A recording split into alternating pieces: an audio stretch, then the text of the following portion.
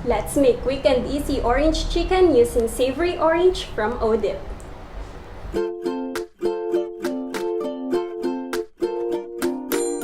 Let's start by slicing the chicken into bite-sized pieces. I-magic na lang natin para di nyo makitang nanlaban yung manok. Make sure then to wash your chicken, ha? To make the coating, add flour, cornstarch, salt, and pepper, then whisk. In a separate bowl, whisk 2 eggs and add a bit of salt and pepper. Then whisk mo lang para mahalo. Now, coat the chicken with the egg mixture para ma-coat. Once fully coated by egg, lipat mo lang then i-coat ang chicken with the dry mixture. Ikot-ikutin mo lang dyan para maikot. Kapag feeling like a nespasol na yung manok, gently press it for the ridges effect ng crunchy chicken. O, i-google mo na lang tayo yung ridges.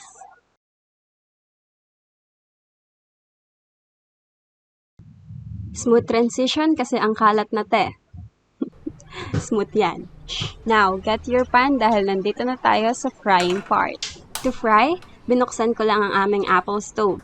Nag-add na din ako ng cooking oil para may oil.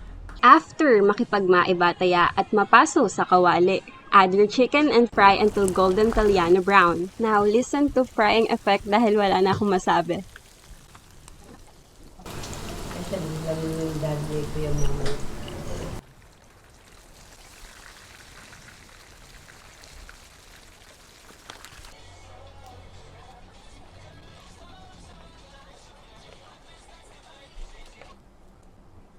Alright, once cooked, toss the chicken in a bowl together with Odip savory orange sauce.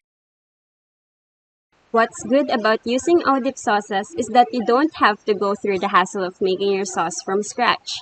At a very affordable price, Odip is your dressings, sauces, and dips to go. Slice some orange para mahiwa and onion licks for the garnish.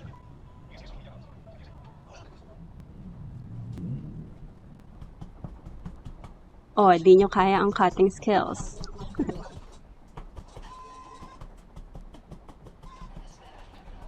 On a separate plate, add your rice, then i-plate na ang savory orange chicken.